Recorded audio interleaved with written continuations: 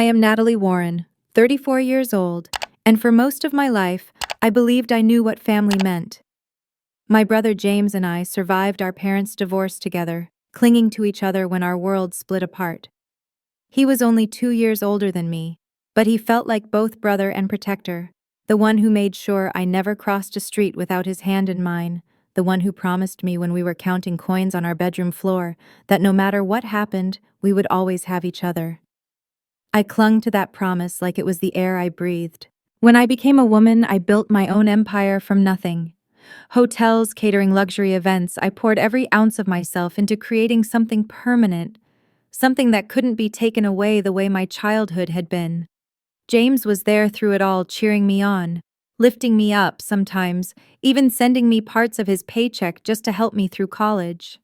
To me, he wasn't just my brother, he was the one person who reminded me that love could be dependable. That's why when he met Melissa, I tried to ignore the unease that settled in my stomach. She was polished, beautiful old money, the kind of woman who measured worth not by loyalty, but by the cut of a suit or the sparkle of a diamond. The first time she looked at me, her eyes slid past me like I was hotel staff instead of family. She smiled, but it was the kind of smile that never reached the soul. James fell fast. I watched as the brother who used to drive hours in the middle of the night to help me with broken pipes suddenly traded his pickup for a luxury SUV he couldn't afford. He started speaking in phrases that didn't belong to him. The right people, our kind of establishment. Each word cut me each dinner, where Melissa sighed at our inside jokes, felt like sandpaper against the bond we'd once had. But I told myself this is a phase. My brother is still in there. When he proposed, his voice crackled with happiness through the phone. She said, "Yes, Nat." And despite the tightness in my chest, I smiled. I told him I was thrilled that I wanted nothing but his happiness. And I meant it, or at least I tried to. Because even when the person you love is drifting away, you still want their joy. You still want to believe in the promises you made to each other as children. That's why when he told me the Blake's dream venues were far too expensive, I offered mine. The Sapphire Grand, my jewel, my first hotel, the one I bled for to save from foreclosure. I told him the ballroom could hold 300 guests, that the gardens would bloom perfectly in June. I knew he was worried about not measuring up to Melissa's world, so I wanted to give him a piece of mine. Melissa and her mother walked through my ballroom like queens inspecting a stable. Eleanor called my decor adequate. Melissa pursed her lips at the historic chandeliers and asked if I'd considered ripping them out to match her vision. Every word was a dagger, but when James looked at me silently begging me to keep the peace, I swallowed my pride and smiled. And then I did something I would come to regret. I offered to pay the deposit, $65,000. Money I could have used to expand my business, to invest in my staff, to save for my own future. But I told myself it was a gift for love, for family, for my brother.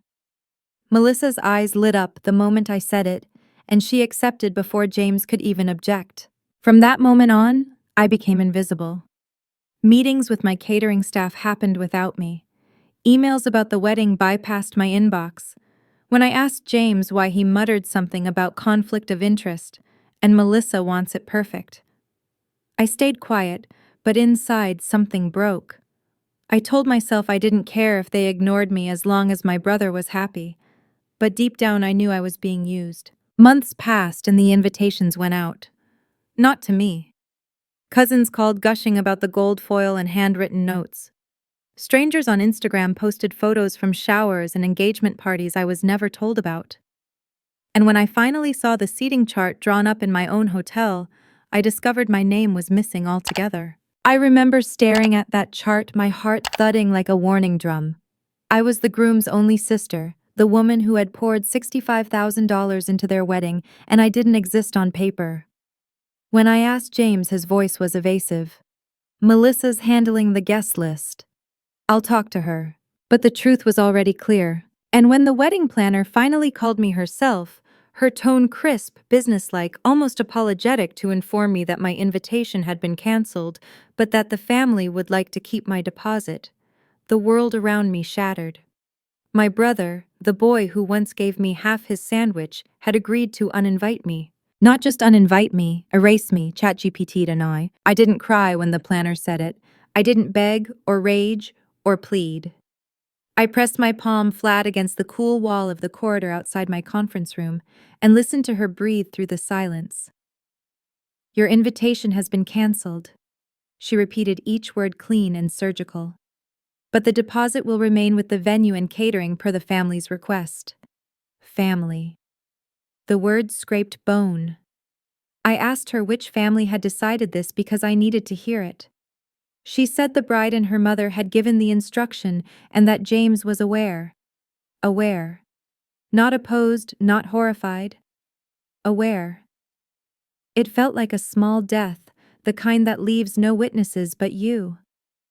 My mind split into two clean tracks, the girl who once tucked her hands into her brother's warm jacket pockets in Boston winters, and the woman who owned the building, the contract, the food, the rooms, and the standard beneath her name. Somewhere inside the bruised part of me, a quieter, steadier voice rose. It sounded like my grandmother who used to stitch hems with fingers that never trembled. When people show you how they weigh you, she'd say, "Put yourself on your own scale." I straightened.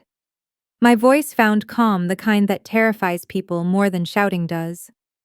I thanked the planner for her honesty, told her who I was, the owner of the hotel and the catering company, and asked her to deliver one message unless I received a formal apology and a proper invitation by 5 p.m. The wedding was canceled for violation of our values clause. She inhaled sharply, then went quiet, and I pictured the news slipping like cold water into a room full of heat. I hung up and walked back into my budget meeting, giving instructions about linens and labor, like my heart wasn't shaking itself apart.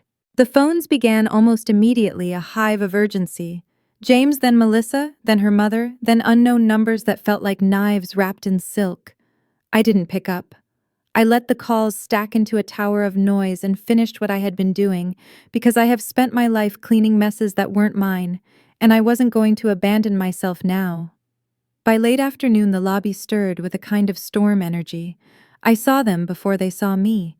Melissa's lacquered fury, Eleanor's pinched mouth, my father's confused diplomacy, my mother's anxious smoothing of a skirt that didn't need smoothing, and James, my brother, wearing a face that had been trying too long to please the wrong people. I asked that they be brought to the private conference room, not my office.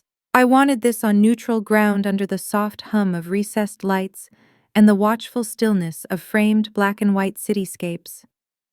I arrived 5 minutes later, and for a second everything inside me trembled with the urge to explain, to soften, to make this easier for the people who had made it hardest for me. Old habits don't die, they starve.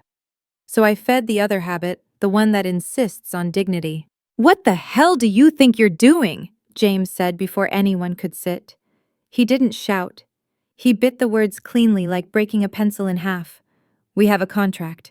"We do," I said, keeping my hands clasped in front of me so they wouldn't betray their shaking. "And that contract includes a values clause: respect, integrity, no deceptive practices." Asking me to fund a wedding I was being erased from violates all three. I kept my eyes on James because my eyes wanted to go to Melissa, and I would not hand her the story that I was fighting with another woman for a man's attention. This was about my brother.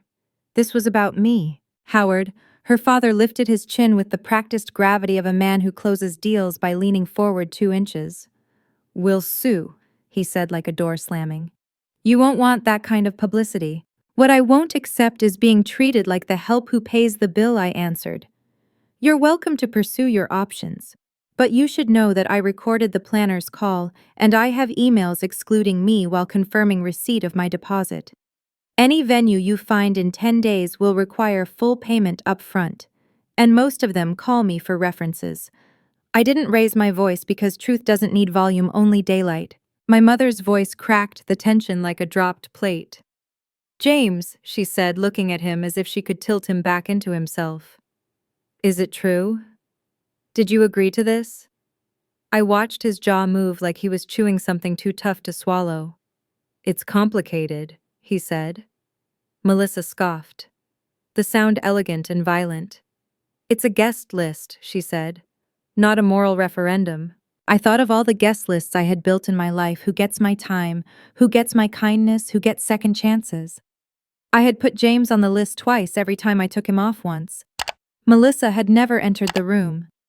You accepted $65,000 from me and left my name off every table, I said. That's not a guest list. That's an extraction. The planner stood in the corner like a witness neither side had meant to summon. When Eleanor tried to paper the air with words like misunderstanding and unfortunate, the planner cleared her throat and said I was instructed to inform Miss Warren that she was no longer invited. There was no misunderstanding. She said it gently, but it landed like a gavel. Somewhere between the threat of lawsuits and my father's awkward bridging, we're all family here. Surely we can resolve this. I saw James's face flicker. Just a second, but enough. I could almost see the boy who split a sandwich with me, the young man who drove 3 hours with a toolbox because a pipe burst at midnight, the brother who held my hand at our grandmother's funeral and whispered, "We'll always have each other." I felt something hot run down my throat like grief liquefied.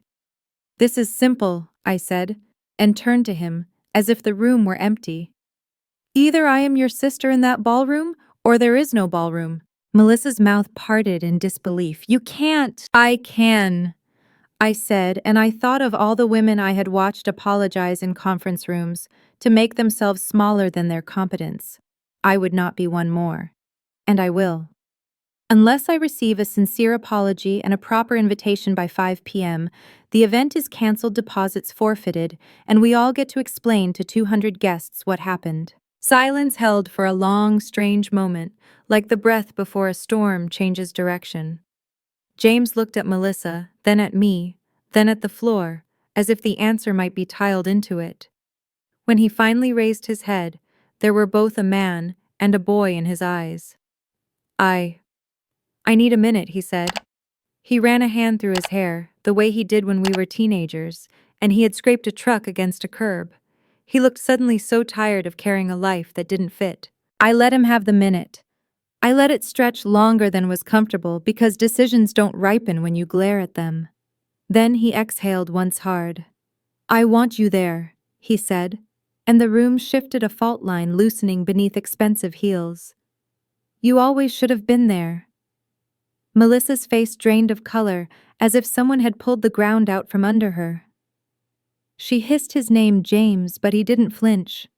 For the first time in months, maybe years, my brother looked steady. His voice wasn't loud, but it was clear. "Natalie is my sister. She's not a guest we can rearrange or a piece of decor we can swap out. She's blood, and she deserves respect." I felt my chest tighten. Those words should have healed me instantly, but pain lingers. It doesn't dissolve just because someone finally chooses you. Eleanor leaned forward, eyes sharp as daggers. "This is extortion," she spat. "She's holding the wedding hostage." "No," I answered before James could. "This is a boundary, there's a difference. Boundaries protect what's sacred. Hostages are taken against their will. I gave $65,000 willingly. You tried to erase me while keeping the money. That is the crime here, not my refusal to disappear quietly." For once, Howard Blake, Melissa's father, didn't posture. He exhaled like a man who knew which battles were already lost.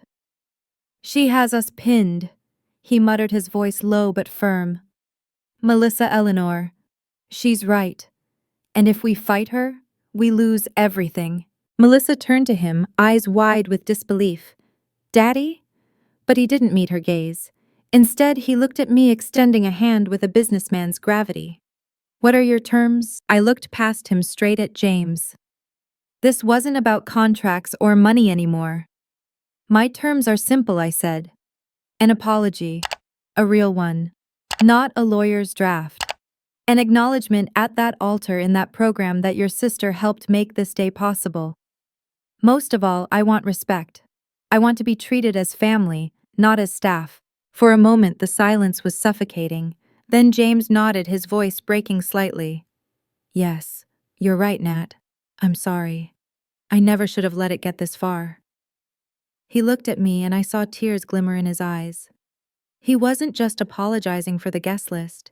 He was apologizing for the months he'd let Melissa's world swallow him whole. Melissa folded her arms, trembling with rage. This is my wedding. You're letting her dictate terms. It's our wedding. James cut her off, his tone sharper than I'd ever heard him use with her. And if you can't accept that my sister belongs there, then maybe you and I don't belong at the altar together. The words cracked through the air like lightning. Melissa froze, blinking at him as if he'd struck her. Eleanor's lips parted in a sharp inhale, ready to protest, but Howard raised a hand, silencing her. Enough, he said. This argument is over. We'll agree to her terms. I should have felt triumphant, but in that moment I only felt tired. The little girl in me wanted to run to escape the heavy truth pressing against my ribs. Even when my brother chose me, it came at the edge of collapse. I forced myself to breathe slowly to steady my hands. Then the wedding goes forward, I said evenly. But I'll be watching. And if at any point I'm treated as anything less than family, I'll end it again. Don't mistake my mercy for weakness. Howard gave a respectful nod. Eleanor looked away, her jaw clenched.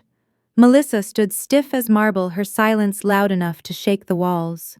James's eyes stayed on me, searching, pleading, almost grateful. When they finally filed out, my mother brushed her hand against mine, whispering, "I'm proud of you." My father just shook his head, still not understanding the depth of the wound, but knowing enough to stay silent. James lingered until the last moment. He turned back, his eyes wet, his voice rough. "Nat, I don't know who I've been these past months, but thank you for not giving up on me." I swallowed hard. "Figure it out, James, before you say I do." The week that followed was a blur of tension. My staff, who had caught whispers of the confrontation, worked with a new energy, almost protective of me. For the first time, I saw respect in their eyes. That wasn't just about my title, it was about my courage. The wedding planner, Victoria, softened too. She apologized for being the messenger, confessed she hadn't known I owned everything until that phone call. I told her gently that the next time someone asked her to uninvite immediate family, she might consider questioning their motives. She nodded, shame painting her cheeks. Then came the rehearsal dinner. The moment I walked in, conversations stilled. People's eyes darted toward me, whispering, measuring. Melissa managed only a tight smile. Eleanor ignored me altogether. But Howard surprised me. He approached with a steady hand and said, "I respect directness. You showed it. I can respect that." The night was heavy but survivable. And as I stepped onto the terrace to breathe in the city air, James joined me. His voice was softer than the night breeze. "Do you remember the fire escape?" he asked. I smiled faintly. We used to sit out there as kids, dangling our feet into the cool air, making plans for futures we couldn't yet imagine. He leaned against the railing, staring at the skyline. "I don't know if I'm being true to myself," he admitted. "Melissa, she makes me feel like I have to keep changing, keep proving, and I don't even know who I am anymore." I wanted to tell him what to do, to beg him to open his eyes, but all I said was cold feet are normal before a wedding, but this sounds like more than cold feet.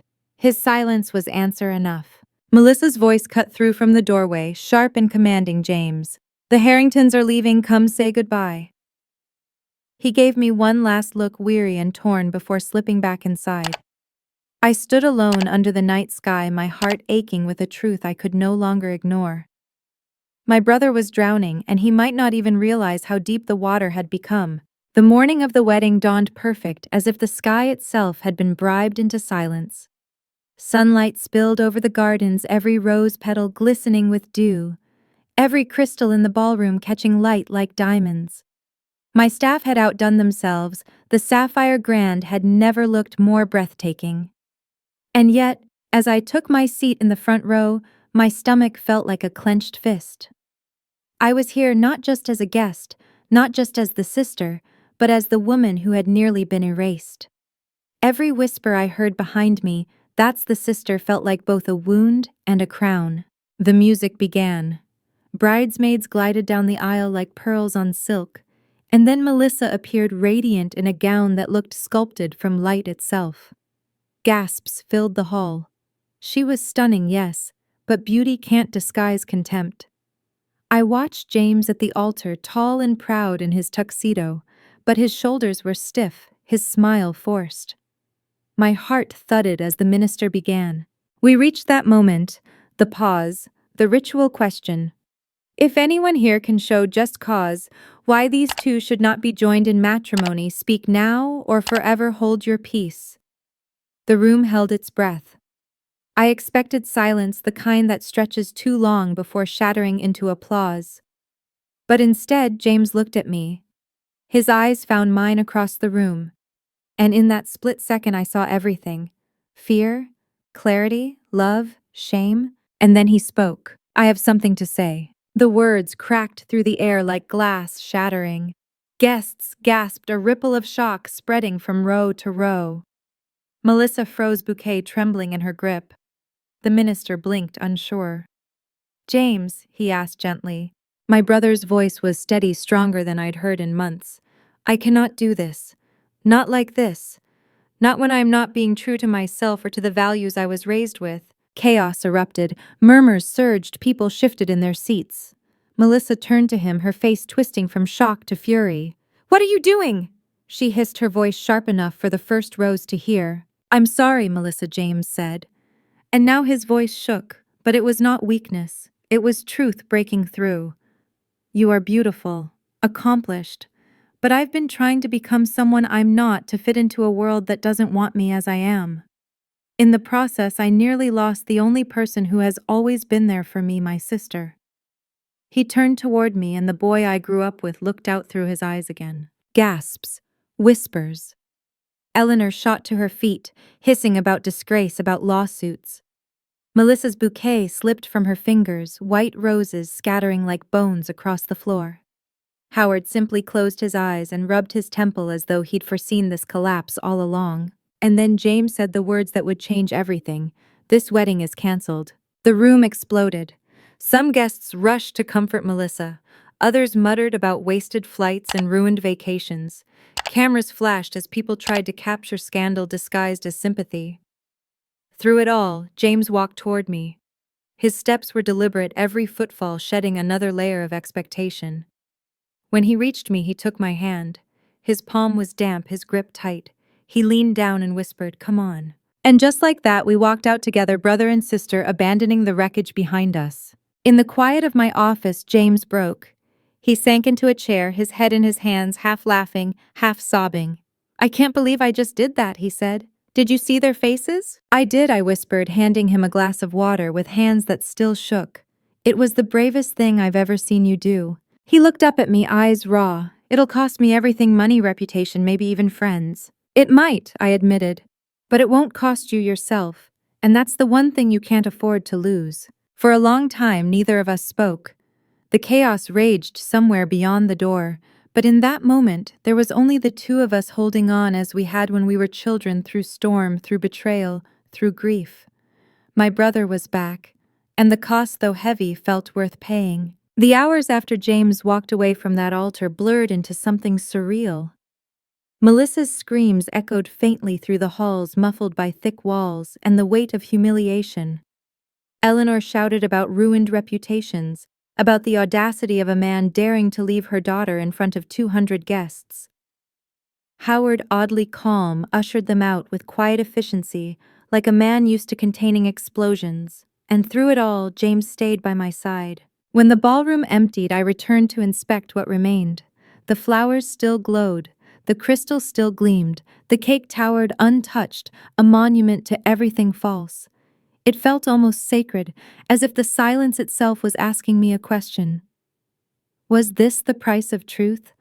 I stood there surrounded by the wreckage of a wedding that never was, and realized it wasn't wreckage at all. It was escape. In the days that followed, the world sharpened into chaos. James faced furious phone calls, legal threats, and whispers that spread like wildfire. The Blakes demanded repayment for every dime they had contributed. Their social circles spun cruel rumors painting him reckless, unstable, unworthy. But for every so-called friend who distanced themselves, others quietly reached out. Old colleagues called to say they respected his courage. True friends stood by him. And me, I never left his side. At brunch the following Sunday, our first real brunch in months, we sat across from each other at our old spot, A diner booth worn smooth with years of elbows and coffee rings.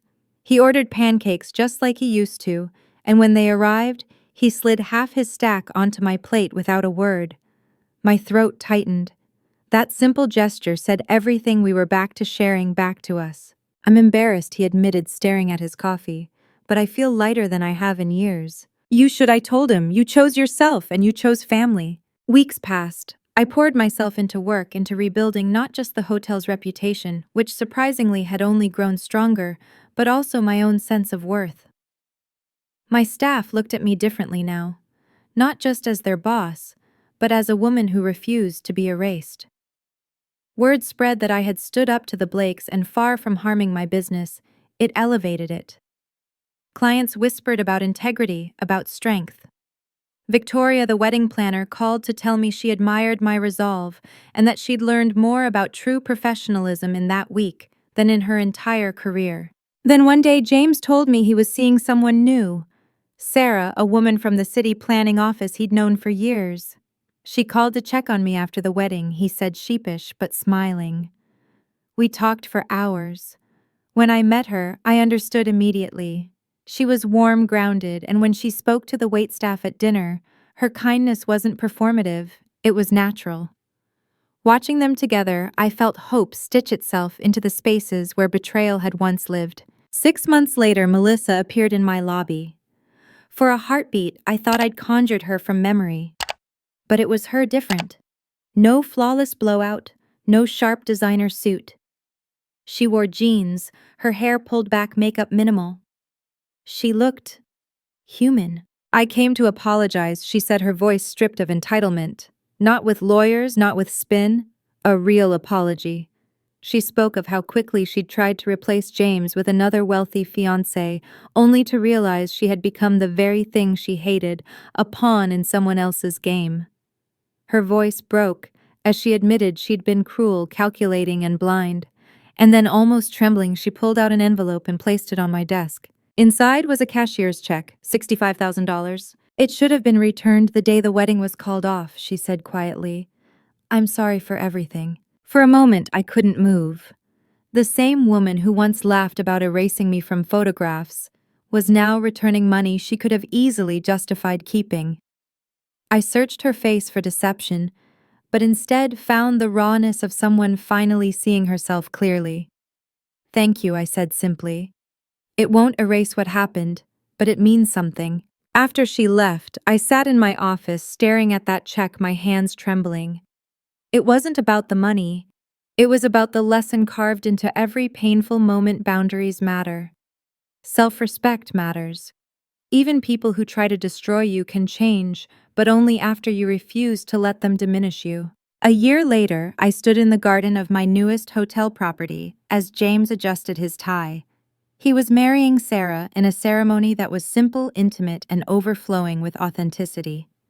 No chandeliers ripped from ceilings, no guest lists calculated for status. Just love and the people who honored it. James turned to me, eyes bright. You saved me, he whispered, not just from Melissa, but from forgetting who I was. I smiled, smoothing his collar. That's what family does, the real kind, the kind that doesn't measure worth by appearances. When he walked towards Sarah, the sunlight caught his face in a way that made him look like the boy I'd known and the man he'd finally become. My eyes filled, but this time with joy. And as I watched them exchange vows, I understood the truth that had taken me a lifetime to learn. Self-respect is the foundation of love. You can't pour yourself out for others who only want to empty you. You can't buy your place in someone's heart. And you can't allow even family to treat you as less than you are. I stood taller that day, not as a businesswoman, not as the owner of a venue, but as a sister, a survivor, a woman who finally believed her worth wasn't negotiable. So if you're listening, if you've ever been taken advantage of or made to feel small by the very people who should have lifted you up, remember this. You always have the right to say no. You always have the right to protect your dignity. And sometimes saying no is the most loving thing you can do for yourself and for the ones you refuse to lose. If my story resonated with you, please take a moment to like this video, share it with someone who needs the reminder, and subscribe for more stories about love betrayal and the strength it takes to reclaim yourself. And I'd love to hear your own story in the comments below. Tell me, when did you finally choose your worth?